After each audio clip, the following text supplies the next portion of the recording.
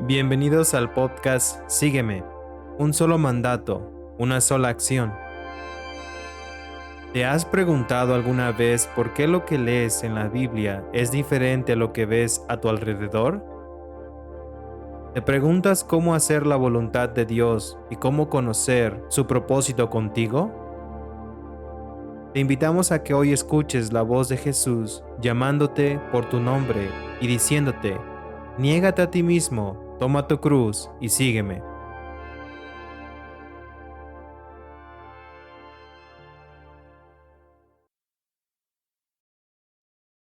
Bienvenidos a todos. Hoy estamos hablando sobre cómo conocer la voluntad de Dios. Hoy tenemos el hermano Sergio, el hermano Abiezer, el hermano Raúl, yo soy el hermano David. Este tema obviamente es un tema muy importante. ¿Cómo es que conocemos la voluntad de Dios? Especialmente cuando estamos en oración. Porque obviamente oración es una de las principales formas de conocer a Dios. Una de las cosas que podemos considerar o que podemos tomar en cuenta según lo que dice la palabra es que en la palabra hay muchos versículos que hablan sobre nosotros cambiar nuestra mirada.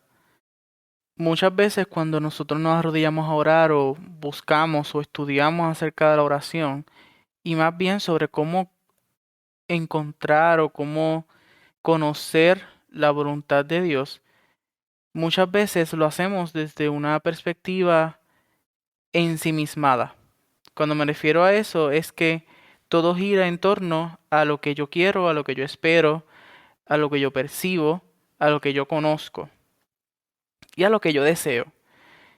Muchas veces vemos a el Evangelio o vemos a Dios como aquel que suple mis necesidades y eso es todo lo que hace. Obviamente es una visión bastante distorsionada de lo que es Él y la misma palabra nos invita a cambiar esa forma de mirar.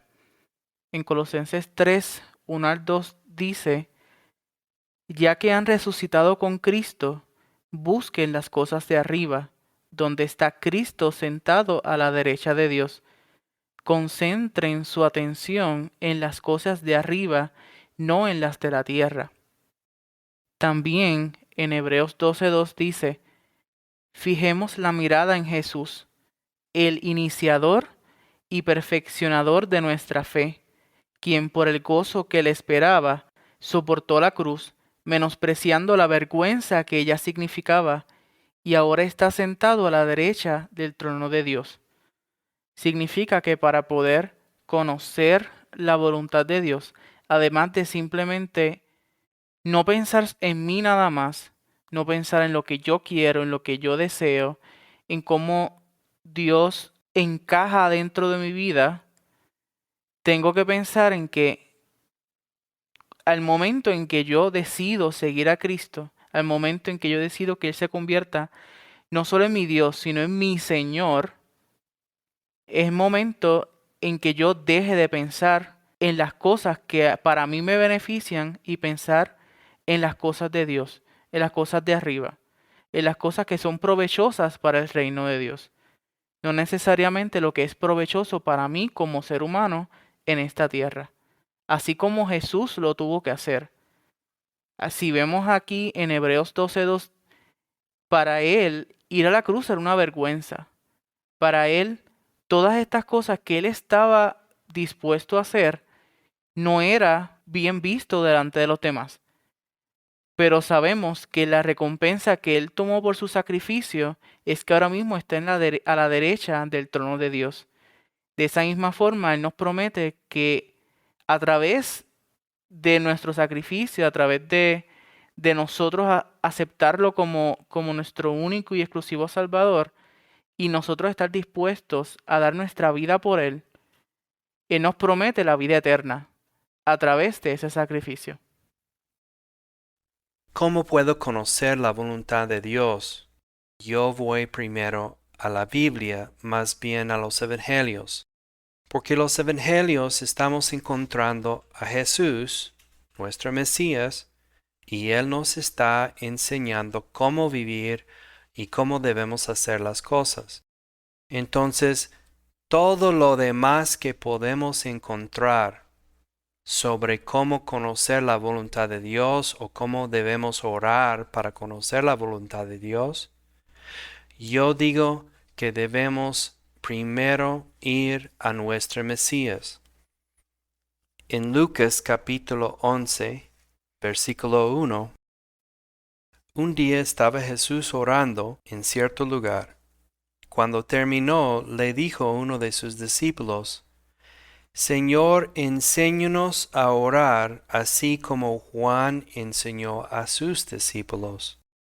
Y él les dijo, cuando oren, digan, Padre, santificado sea tu nombre, venga tu reino, danos cada día nuestro pan cotidiano, perdónanos nuestros pecados, porque también nosotros perdonamos a todos los que nos ofenden, y no nos metas en tentación. También en Mateo, capítulo 6, versículo 5 dice, Cuando oren, no sean como las hipócritas, porque a ellos les encanta orar de pie en las sinagogas y en las esquinas de las plazas, para que la gente los vea. Les aseguro que ya han obtenido toda su recompensa. Pero tú, cuando te pongas a orar, entra en tu cuarto, cierra la puerta y ora a tu Padre que está en lo secreto. Así tu Padre que ve lo que se hace en secreto te recompensará. Y al orar, no hablen solo por hablar, como hacen los gentiles, porque ellos se imaginen que serán escuchados por sus muchas palabras. No sean como ellos, porque su Padre sabe lo que ustedes necesitan antes que se lo piden. Ustedes deben orar así. Padre nuestro, que está en el cielo, santificado sea tu nombre.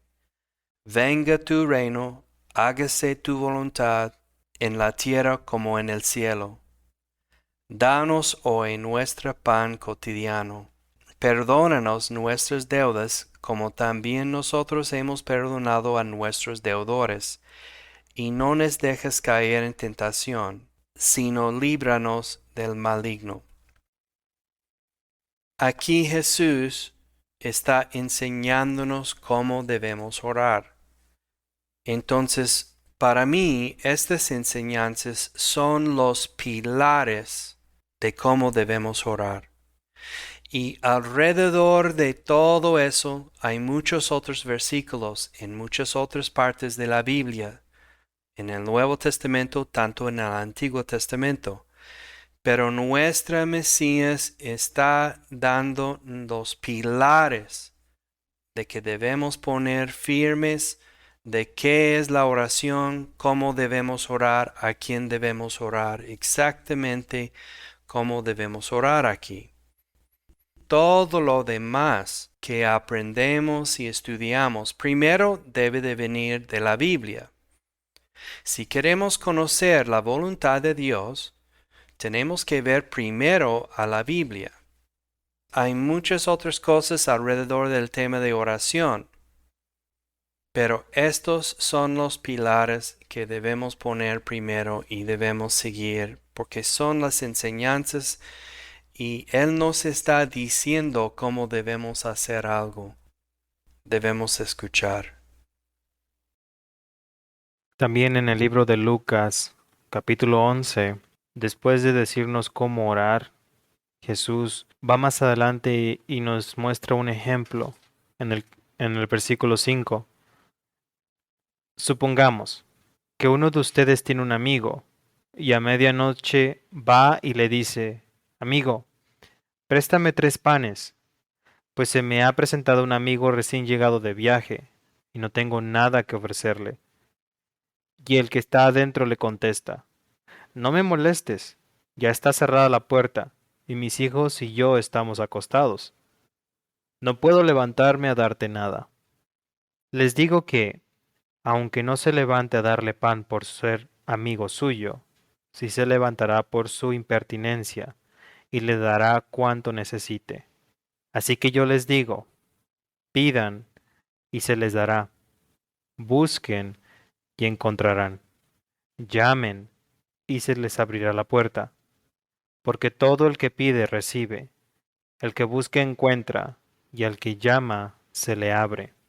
¿Quién de ustedes, que sea padre, si su hijo le pide un pescado, le dará en cambio una serpiente? ¿O si le pide un huevo, le dará un escorpión?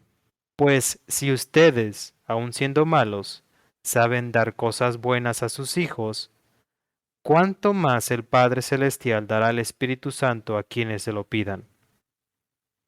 En primera, Él nos está pidiendo ser insistentes, pero luego de la insistencia, o sea, luego de la oración, nos pide que busquemos y empecemos a llamar a las puertas. Cuando yo recibí en mis oraciones, yo empecé a pedir y me dispuse. Me dispuse como una persona no digna, pero como una persona que estaba dispuesta a darlo todo por servirle. Simplemente mi oración era, aquí estoy yo, haz conmigo lo que quieras, ¿en qué puedo ayudar? No puse palabrería en media. Hace algunos días yo escuchaba cómo la Iglesia Católica hacen sus rezos, porque repiten una y otra vez lo mismo. Una oración no debe ser así. Una oración debe salir del corazón y cuando la oración sale del corazón, a veces que no hay palabras, porque la aflicción y el dolor o la dura realidad de cómo te sientes tú por el hecho de que estás orando por esa petición, tal vez sea vergüenza, te sientes mal, que no hay palabra que salga. Pero si nos damos cuenta, cuando nosotros estamos ante alguien pidiendo, o cuando ante alguien estamos nosotros buscando un perdón o buscando algo, esa persona física nos ve que estamos quebrantados en llanto o que estamos, que no, ni una palabra puede salir de nuestra boca y en eso Él nos puede poner la mano encima y nos dice, está bien, yo te entiendo, te comprendo. Y Él, Jesús, Él nos comprende a todos. Él nos entiende y nos conoce. Entonces no hay nada que tú le puedas decir que Él ya conoce. Incluso lo que tú no sabes y que ni tan siquiera has dicho, Él ya lo tomó y ya sabe, ya lo sabe. Pero tú nunca lo dijiste, tú nunca lo pediste, tú no lo buscaste, tú ni tan siquiera tocabas esa puerta.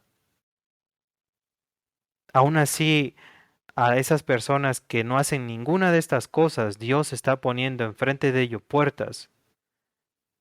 Para esto uno tiene que estar dispuesto.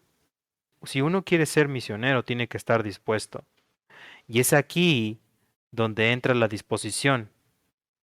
En el libro de Marcos, capítulo 12, en el versículo 28, el título dice el mandamiento más importante.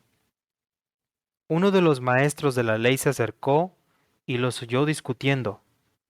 Al ver lo bien que Jesús les había contestado, le preguntó, de todos los mandamientos, ¿cuál es el más importante?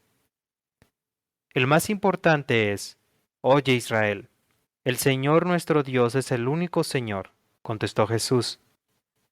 Ama al Señor tu Dios con todo tu corazón, con toda tu alma, con toda tu mente y con todas tus fuerzas. El segundo es, ama a tu prójimo como a ti mismo. No hay otro mandamiento más importante que estos. Pero ¿cómo puedes tú amar a Dios con toda tu alma, con toda tu mente, con todas tus fuerzas y con todo tu corazón, si todo el tiempo piensas en ti mismo? Si todo el tiempo piensas en que no estoy listo, o primero yo y después los demás. Cuando yo puse mi oración, yo no me puse primero yo puse primero los demás porque yo quiero ayudar. Y con el tiempo, Él me fue componiendo moralmente, físicamente, espiritualmente principalmente. Eso es espiritualmente. Pero ya en el camino, y en el camino hubo más oración, y hubo rompimiento, y hubo sanación, y empecé a escuchar lo que Él buscaba de mí. Pero hasta que yo no puse a Dios en mi corazón, hasta que no lo puse con toda mi alma, hasta que no lo empezaba, hasta que no lo ponía en mi mente a pensarlo, a buscar de Él, y con mis fuerzas hacer la voluntad de Él, hasta que no hice todas esas cosas, yo no escuchaba a Él. Yo estaba perdido. Yo seguía preguntándome, pero ¿qué es lo que quiere de mí? ¿Qué es lo que quiere de mí? Y es triste escuchar a un cristiano que ha pasado mucho tiempo en la iglesia y aún se siga preguntando cuál es su propósito en el mundo. Y ya están viejos y lloran y se sienten tan afligidos porque no han hecho nada para Dios. Simplemente han hecho parte de una iglesia, una congregación y han sido parte del domingo.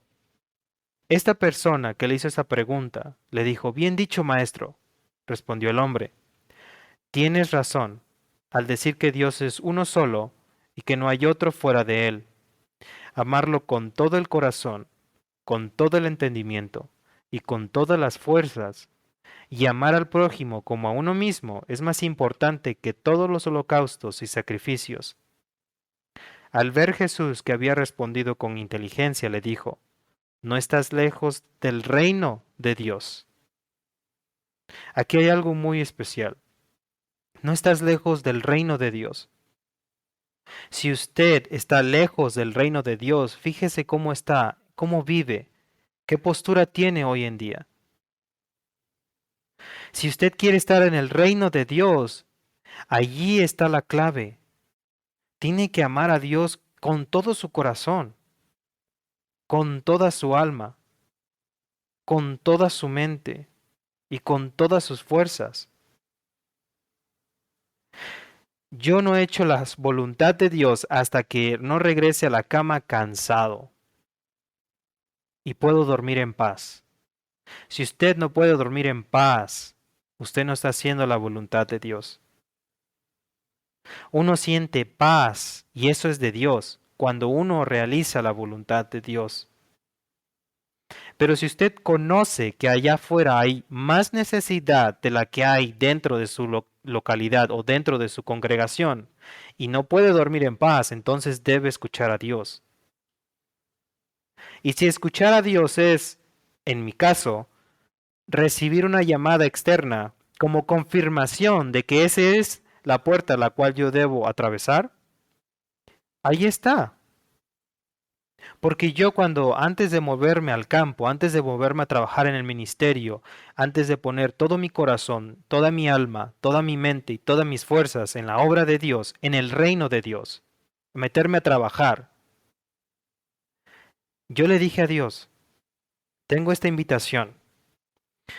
Si usted me confirma de una forma más, lo que sea, cualquier cosa, yo iré. Y recibí, a los días después recibí una llamada de una misionera que iba a ir al campo, se estaba preparando. Ella me dijo, oye, mira, está tal ministerio, ¿por qué no pueden ir y trabajar? Puedes hablar con él. Y yo me quedé, gracias, hermana. Esa era la señal que yo esperaba de Dios. Y desde entonces he estado trabajando de esta manera, con todo mi corazón, con toda mi alma, con toda mi mente y con todas mis fuerzas, para el reino de Dios. Verás que desde entonces nadie se atrevió a hacerle más preguntas a Jesús. Desde entonces, yo ya no le he dicho a Jesús, oh, ¿cuál es mi propósito en este mundo? Oh, Señor, ¿por qué estoy aquí en este mundo? Yo ya sé qué es lo que vine a hacer a este mundo. Más claro no puede estar. Yo ya sé. Yo voy a morir por el Evangelio. Voy a salir y predicar el Evangelio. Yo ya lo sé. Voy a abrir brechas para que misioneros vayan a lugares donde no pueden entrar con visas o no pueden entrar con permisos para evangelizar o para mostrarles a las etnias a Jesús. Mis oraciones ya no son de cuestionamientos ante Dios. Mis oraciones son más de obediencias y de gratitud, principalmente de gratitud. Ya ahora ya no oro por el fin de buscar el propósito de mi vida. ¿Está usted lejos del reino de Dios? ¿O está usted cerca o en el reino de Dios? Debe hacerse esa pregunta a usted mismo. Debe fijarse cómo está su vida.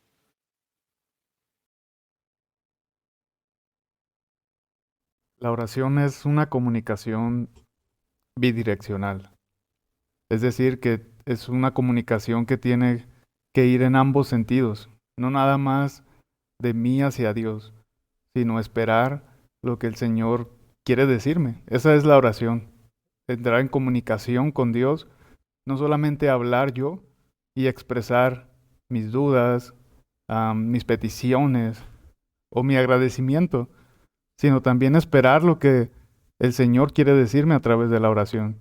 Cuando Jesús ora en el Getsemaní, dice la palabra de Dios que Él le dijo a sus discípulos que se quedaran ahí, tomó a 3 de ellos y fue más adelante y postró su rostro en tierra y empezó a orar al Padre. Y Mateo 26:41 dice, velad y orad para que no entréis en tentación. El espíritu a la verdad está dispuesto, pero la carne es débil. Aquí Jesús usa 2 palabras que es velad y orad. Y cuando adentramos profundamente a estas palabras en el idioma original que es el griego, vemos que orar significa tener una interacción con Dios. Y el significado de esta palabra griega tiene que ver con un intercambio de ideas y de deseos. O sea, yo intercambio mis ideas y mis deseos humanos por los deseos de Dios, que Él los imparte a través de la fe. Esto es un intercambio divino y nosotros obtenemos la dirección de Dios sobre sus planes divinos a través de la oración, a través de la lectura de la palabra de Dios. Porque muchas personas dicen que ellos no escuchan a Dios cuando oran, pero Dios nos dejó su palabra y ahí está todo las instrucciones que Él nos dejó. Si quieres escuchar a Dios, abre la palabra de Dios. Y la otra palabra que usa Jesús también es muy interesante, dice velad, y esta palabra en el griego significa estar vigilante, estar alerta, estar despierto.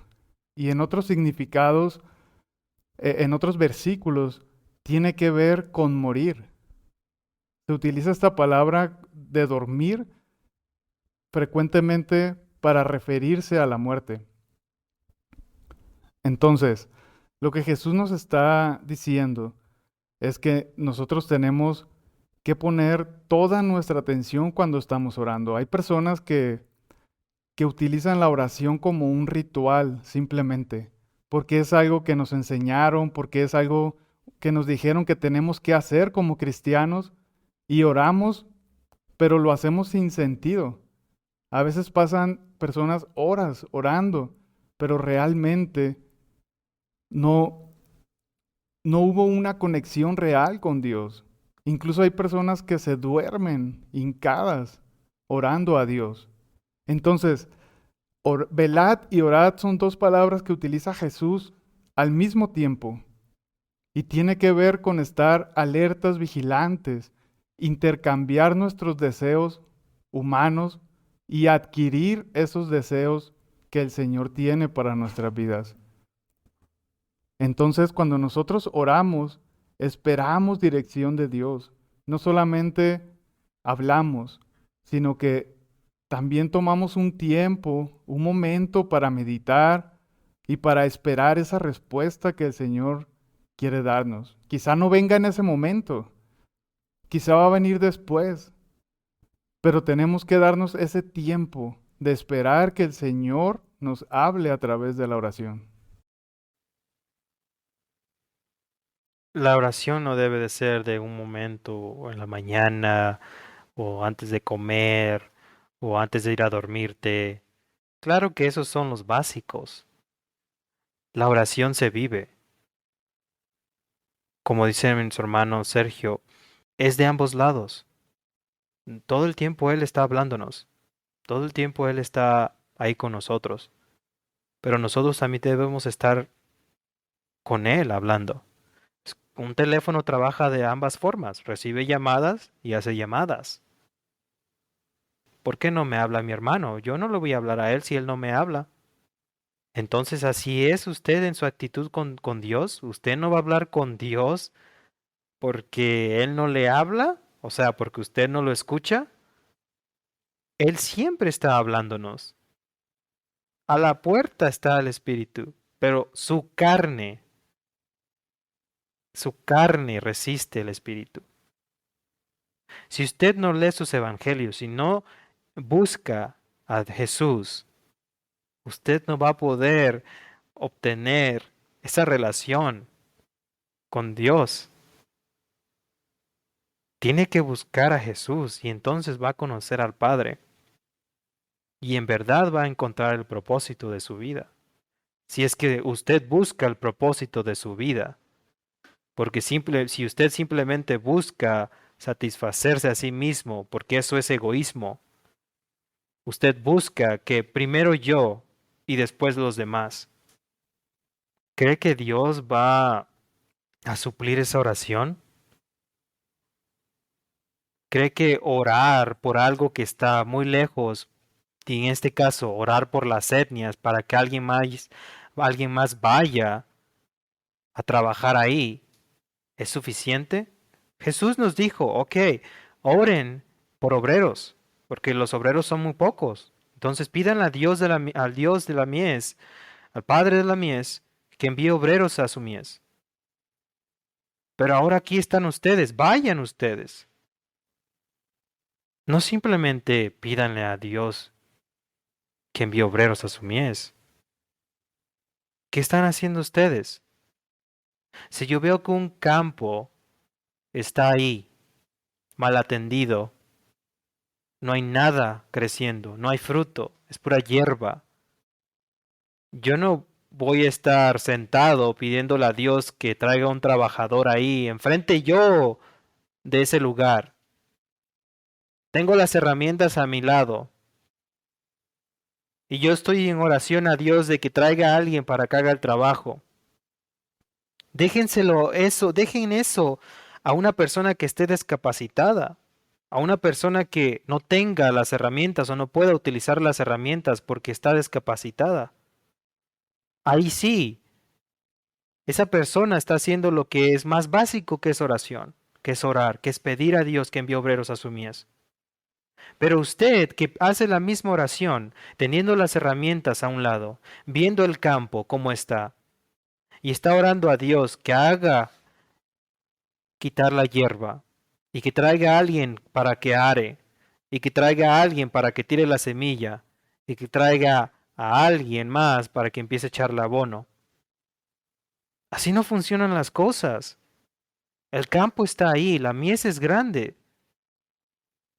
Ustedes son los obreros, pero es cuestión de ser parte del reino o no. Es cuestión de dar la vida por él o no. Sí o no. Es muy básico. Es un sí o un no. La oración está ligada con responsabilidad y también con una disposición en ser la respuesta a esa oración. La razón o una de las razones por la cual en el caso de Raúl el Señor le respondió, pero antes de que el Señor le respondiera, había una disposición en su corazón real de hacer su voluntad. No fue una oración, sí Señor, quiero hacer tu voluntad y ya, sin ningún tipo de intención, sin ningún tipo de responsabilidad al tema. Cuando nosotros oramos para que el Señor nos muestre su voluntad y que el Señor nos dirija en su voluntad, realmente en nuestro corazón debe haber una intención de responder cuando Él nos hable.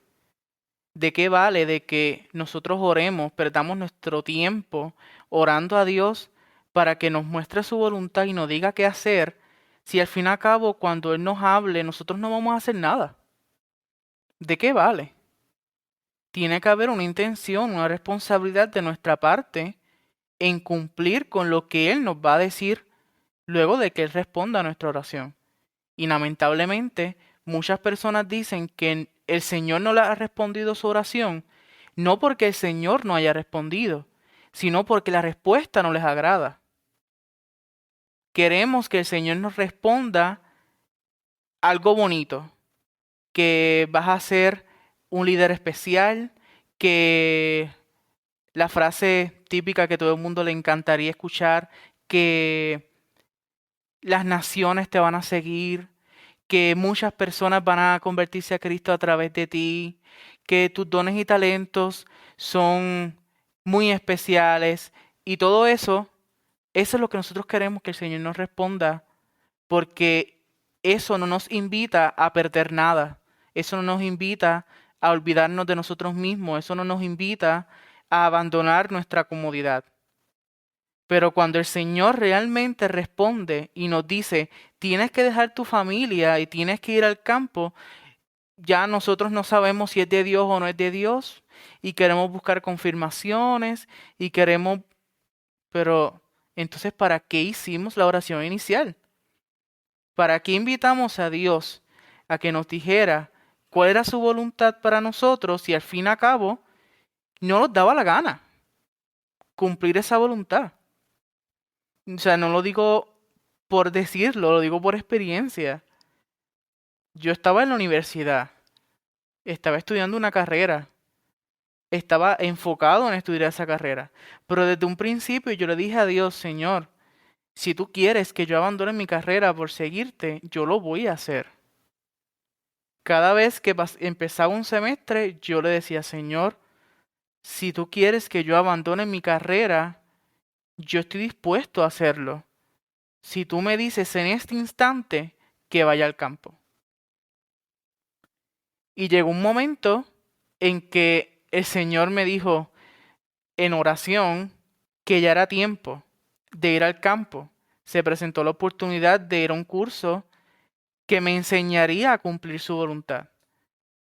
Y automáticamente dije, ay, bueno, Señor, pero ¿qué voy a hacer? Porque pues me estaría atrasando un semestre. Creo que no es buena idea. Realmente quiero avanzar a terminar mi grado. Y de momento el Señor me recuerda, pero no me dijiste y no oraste y me dijiste a mí que en el momento en que yo te llamara tú ibas a responder y ya. Y eso me confrontó. Y dije, es cierto, Señor. Y al final sí, retrasé mi semestre, sí cumplí con lo que el Señor me había dicho que hiciera. Y si no hubiera hecho eso, ahora mismo yo no estaría encaminado en hacer la voluntad de Él. Yo tengo que poner prioridades en mi vida y mi prioridad principal no puedo ser yo. No puede ser mi deseo. Y aun cuando oro, no puedo orar pensando en lo que yo puedo recibir monetariamente o lo que yo puedo recibir de esa oración. Tengo que acercarme al Señor con disposición de hacer las cosas y con humildad de corazón, como dice en Lucas 18, del 10 al 14. Esa parábola de este señor fariseo y este cobrador de impuestos fueron, hicieron una oración delante de Dios en el mismo lugar. Uno estaba orando para exaltarse a él mismo, pero otro lo estaba haciendo reconociendo que no era nada sin Dios, sabiendo que era un pecador.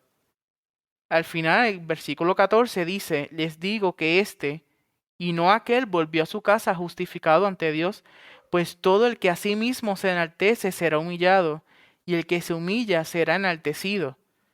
Así mismo ocurre con la voluntad de Dios. Yo no puedo acercarme a Dios pidiendo por su voluntad, por una recompensa o por alguna otra cosa, sino acercarme a Dios con sinceridad sabiendo que luego de haber hecho esa oración, yo estoy dispuesto a hacer cualquier cosa que el Señor me demande. Exactamente. Usted no está siendo invitado a algo que no requiera simplemente humillación. En 1 Corintios 4, donde Pablo está siendo muy realista de cómo él vive y de lo que es una persona que va a llevar el evangelio a las etnias. En el versículo 8 dice, ya tienen todo lo que desean, ya se han enriquecido, han llegado a ser reyes, y eso sin nosotros. Ojalá fueran de veras reyes para que también nosotros reináramos con ustedes. Por lo que veo, a nosotros los apóstoles, Dios nos ha hecho desfilar en el último lugar como a los sentenciados a muerte. Hemos llegado a ser un espectáculo para todo el universo, tanto para los ángeles como para los hombres. Por causa de Cristo, nosotros somos los ignorantes, ustedes, en Cristo, son los inteligentes. Los débiles somos nosotros, los fuertes son ustedes. A ustedes se les estima, a nosotros se nos desprecia. Hasta el momento pasamos hambre, tenemos sed, nos falta ropa, se nos maltrata, no tenemos dónde vivir. Con estas manos nos matamos trabajando. Si nos maldicen, bendecimos. Si nos persiguen, los soportamos.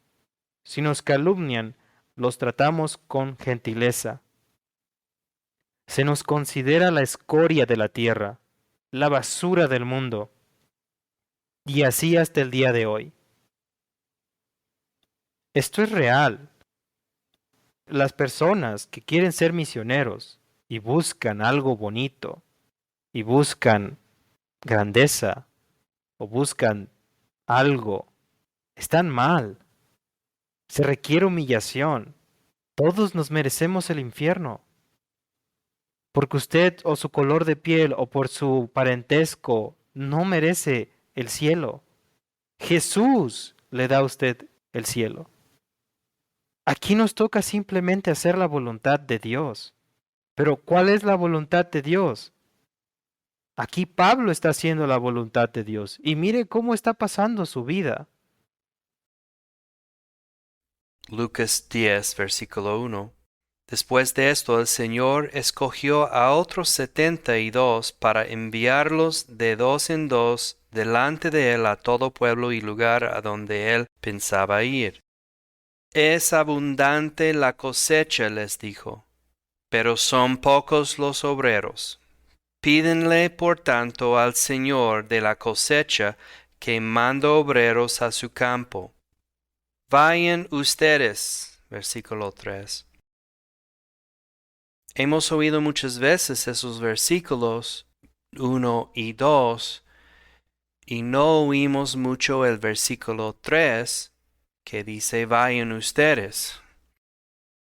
Si uno empieza a buscar enseñanzas sobre la voluntad de Dios, van a encontrar muchas cosas. Cada otro predicador te va a decir que hay 3 diferentes voluntades de Dios, hay 5 diferentes voluntades de Dios, hay 2 diferentes voluntades de Dios. Mira, sabemos todos que lo que está escrito en la Biblia es la voluntad de Dios.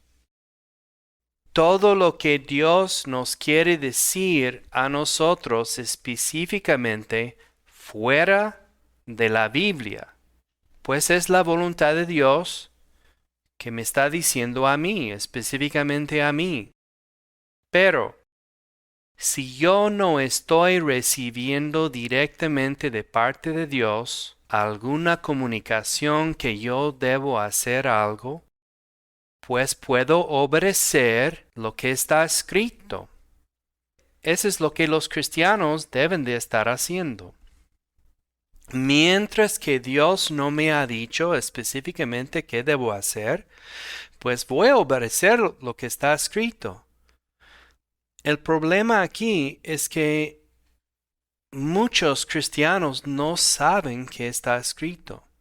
están más acostumbrados a llenar templos 1 o 2 veces a la semana para oír a alguien decir de un púlpito que es la voluntad de Dios. Hermanos, hermanas, jóvenes, jovencitas, tienen Biblias en su idioma, ábrenlos y léenlos. Lo que está escrito es la voluntad de Dios, obviamente. Nadie va a cuestionar eso. Yo leí esos versículos antes, los voy a leer en otra versión de la Biblia. Aquí en Mateo capítulo 6, versículo 7. Y orando, no uséis vanas repeticiones como los gentiles, que piensan que por su palabrería serán oídos.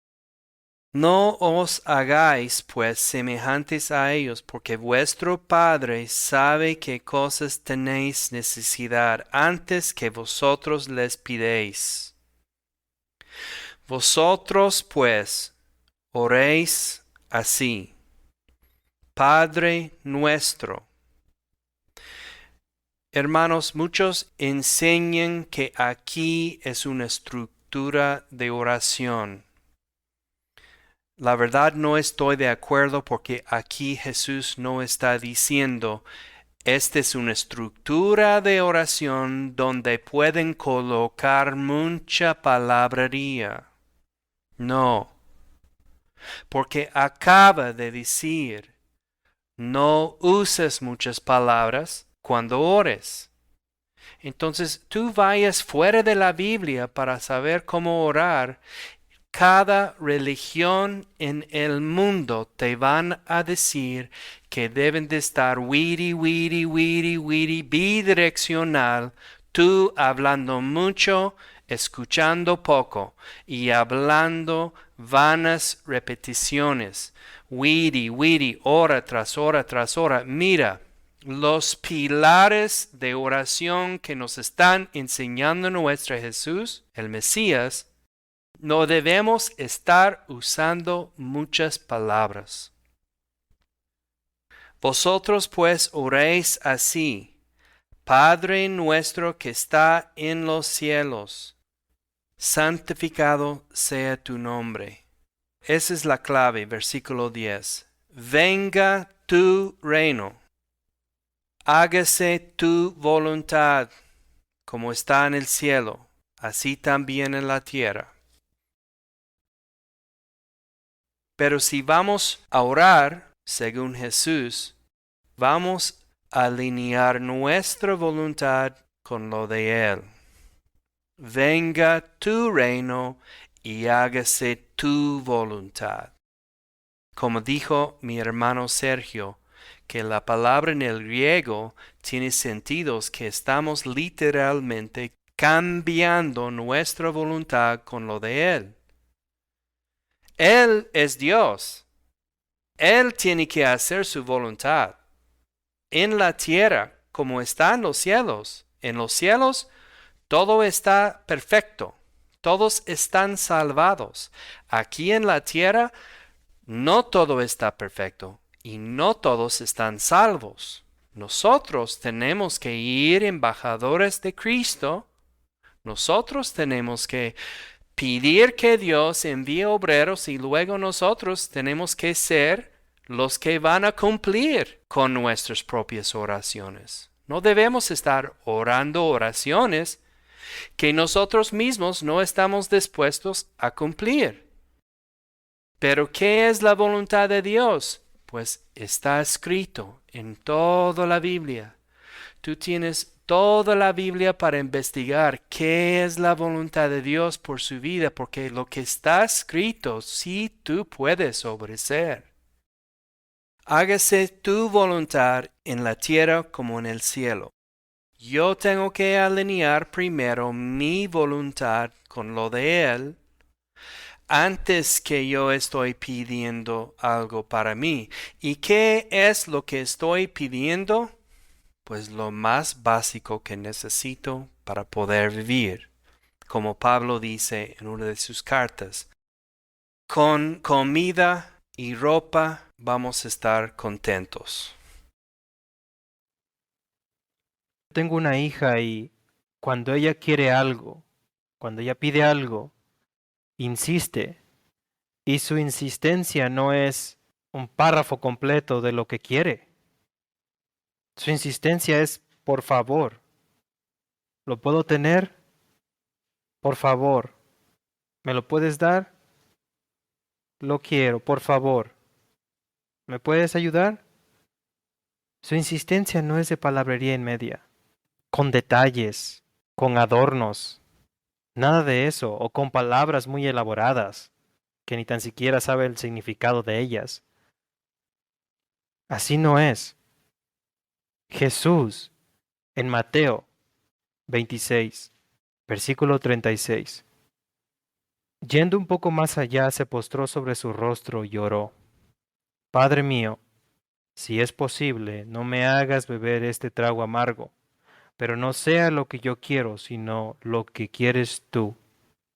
Luego volvió a donde estaban sus discípulos y los encontró dormidos.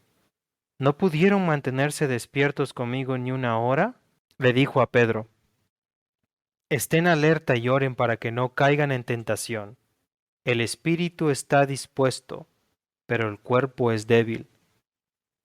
Por segunda vez se retiró y oró, Padre mío, si no es posible evitar que yo beba este trago amargo, hágase tu voluntad. En otros versículos es lo mismo. Cuando volvió otra vez los encontró dormidos, porque se les cerraban los ojos de sueño. Así que los dejó y se retiró a orar por tercera vez, diciendo lo mismo. ¿Cómo usted va a decir lo mismo cuando ya hizo una oración larga, larga, larga, con mucha palabrería? Usted lo tiene que tener escrito. No creo que vaya a decir lo mismo. Esa es la insistencia. La insistencia es siempre lo mismo, lo mismo, lo mismo, una y otra vez. Cuando uno insiste, tiene que haber esa disposición. Jesús la tenía. En Lucas 22, versículo 43. Entonces se le apareció un ángel del cielo para fortalecerlo, pero como estaba angustiado, se puso a orar con más fervor, y su sudor era como gotas de sangre que caían a tierra. Cuando terminó de orar y volvió a los discípulos, los encontró dormidos. Aquí dice agotados por la tristeza. Debe buscar sus evangelios. Debe buscar a Jesús. Empieza a orar como Él nos enseña a orar. Juan el Bautista dijo que Él tenía que crecer y uno tenía que menguar.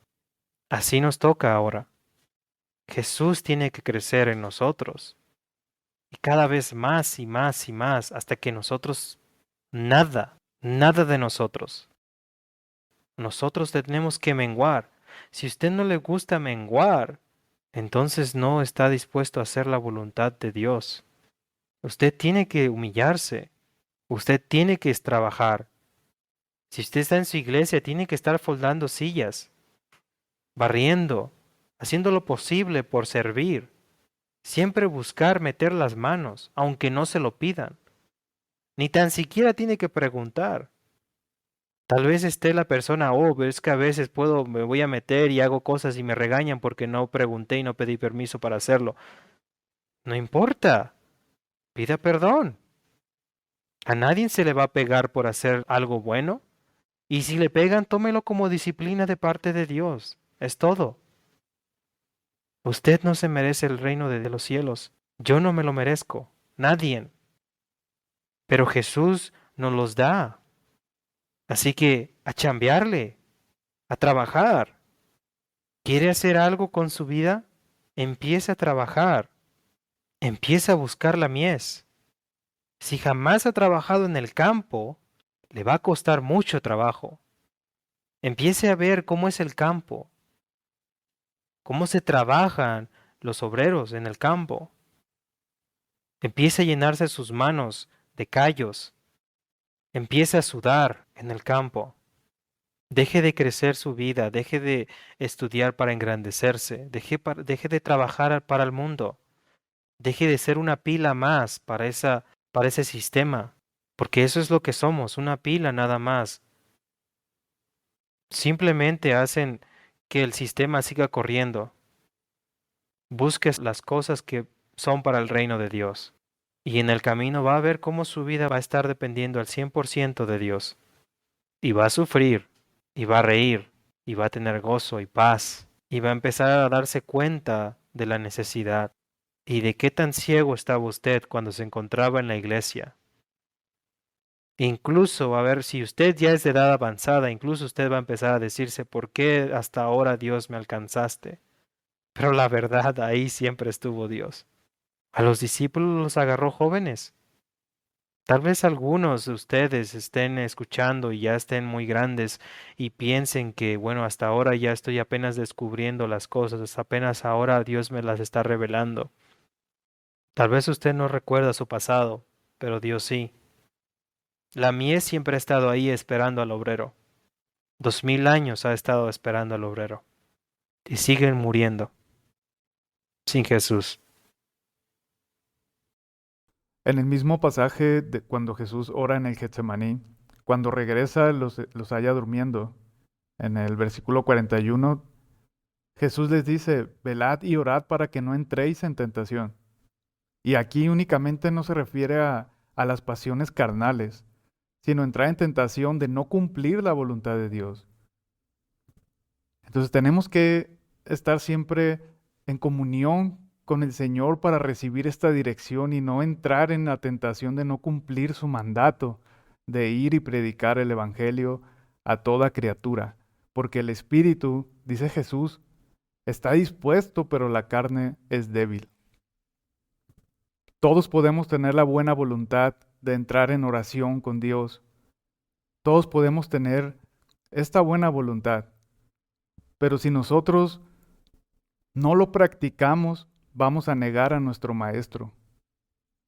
En el momento en el que tengamos que accionar, no lo vamos a hacer, porque eso es la oración. Cuando yo oro a Dios, yo espero accionar, yo espero actuar, hacer algo. No solamente es orar y sentarme, sino que la oración me tiene que llevar a una acción de cumplir el propósito del Señor. Ahora, hay muchas personas y muchos jóvenes me han hecho este comentario acerca de la posición de la oración, porque realmente hay jóvenes que no oran porque no tienen la oportunidad de arrodillarse, porque en su cuarto comparten con sus hermanos y porque no tienen un lugar para poder arrodillarse. Pero no importa en qué posición nosotros estemos. Cuando oramos con nuestro Padre Celestial, no importa en qué posición estemos. Lo importante es la disposición de nuestro corazón y estar velando, o sea, estar atentos a lo que el Señor quiere hablarnos cuando entramos en comunión con Él. Así que no importa si es hincado, si es sentado, si es de pie, si es caminando, lo importante es entrar en comunión con nuestro Padre Celestial para recibir la dirección que Él nos quiere dar. Con todo esto, usted podría preguntarse, como joven, ¿pero por dónde empiezo? ¿Qué se supone que yo diga? ¿Qué se supone que yo haga? Y quizás pues les quiero compartir dos oraciones o dos temas de oración importantes que por lo menos a mí me ayudaron. Número uno, pedir al Señor que me dijera cuál era su voluntad, para entonces yo trabajar en ella. Es bien importante que nosotros no alineemos a Dios dentro de nuestra voluntad, sino nosotros alinear nuestra vida a su voluntad. Número dos, pedir al Señor que no nos contaminemos con este mundo. Es importante que estemos conscientes que todo nuestro entorno, en la universidad, en la escuela, nuestra familia y muchas veces nuestras iglesias, está contaminada con mucho pensamiento que está en contra de la voluntad de Dios. Nosotros no podemos contaminarnos con ese pensamiento. No podemos contaminarnos con prácticas que nos impiden hacer la voluntad de Dios. Es importante que tomemos esto en cuenta porque aun con nosotros tener buenas intenciones de hacer la voluntad de Dios, nos contaminamos y al final no hacemos nada. Es importante que tomemos estos dos puntos en cuenta y si tú eres un joven que está recién comenzando a pensar en esto, toma estas dos peticiones de oración como parte de tu día a día. No es solamente decirlo una vez y olvidarte de eso. Tiene que haber una insistencia en pedir al Señor esas cosas. Tenemos que estar alertas en pedir estas cosas con el fin de cumplir la voluntad del Señor, de hacer algo por esa oración. No simplemente hacerla, sino también estar dispuesto a cumplirla.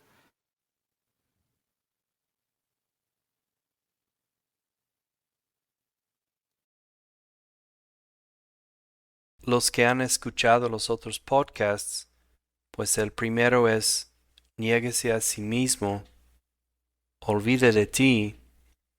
El Nuevo Testamento está lleno de que tenemos que morir a nosotros mismos. Eso también significa mi voluntad por mi vida. Cuando yo estoy orando la oración del Señor y yo digo, venga tu reino, haga su voluntad. La oración es una muerte y una resurrección. Es una muerte a mí y una resurrección dentro de la voluntad de Dios. ¿Y por qué estamos pidiendo que venga el reino aquí en la tierra? Hay sentidos en esas palabras que está hablando del fin, algo que hablamos en el último podcast. ¿Qué es lo que Dios quiere hacer en este mundo? Y si usted cree que usted está harto con todos los problemas sociales y todo lo que está pasando en el mundo, pues el Padre Dios está doble más harto que usted. Él sí quiere traer un fin. Y Él quiere que venga Cristo para nosotros. Ese es el deseo y la voluntad de Dios. Cuando nosotros oramos, Dios, venga tu reino, haga su voluntad aquí en la tierra, como está en los cielos. Nosotros estamos diciendo eso.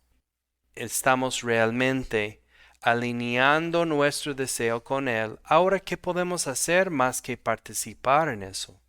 ¿Cómo yo puedo participar en traer el fin? Quizás te puedas hacer la pregunta, ¿para qué yo necesito conocer la voluntad de Dios? ¿Cuál es el fin de todo esto? Porque es importante para mí yo saber esto. Si vamos a 1 Corintios 15, del 20 en adelante, vemos cómo Pablo explica esto a los corintios, dando a entender sobre ese momento final, por qué Jesús murió en la cruz, por qué Jesús hizo todo lo que hizo. Al final dice, en el versículo 25, porque es necesario que Cristo reine hasta poner a todos sus enemigos debajo de sus pies. El último enemigo que será destruido es la muerte. Si vemos más adelante en el versículo 28, y cuando todo le sea sometido, entonces el Hijo mismo se someterá a aquel que le sometió todo, para que Dios sea todo en todos. ¿Y por qué Pablo está diciendo esto? ¿Por qué? Vamos al versículo 33. No se dejen engañar. Las malas compañías corrompen las buenas costumbres. Vuelvan a su sano juicio, como conviene, y dejen de pecar. En efecto, hay algunos de ustedes que no tienen conocimiento de Dios. Para vergüenza de ustedes lo digo. Significa que para mí debe ser importante buscar la voluntad de Dios, no solamente para ser parte de ella, para tener responsabilidad en ella, sino para yo saber qué es lo que Dios quiere hacer con este mundo y cuál es el fin. Todo tiene un principio y tiene un fin. La palabra completa es progresiva en ese sentido. Tiene un principio y tiene un fin. Y nosotros tenemos que ser parte de eso. Sí, en el mismo capítulo 15, versículo 24 dice, entonces vendrá el fin cuando Él entregue el reino a Dios, el Padre. Y por eso cuando oramos la oración del Señor estamos diciendo, venga tu reino, hágase tu voluntad como en el cielo, así también en la tierra. Nosotros estamos realmente diciendo a Dios, ayúdame a participar en que tú estás trayendo un fin a este mundo. Todo se trata con la salvación de la humanidad.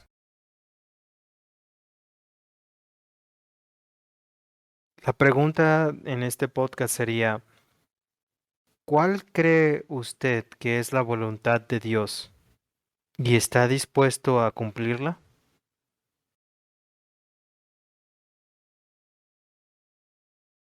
Muchas bendiciones, hermanos, que Dios les bendiga. Hasta luego.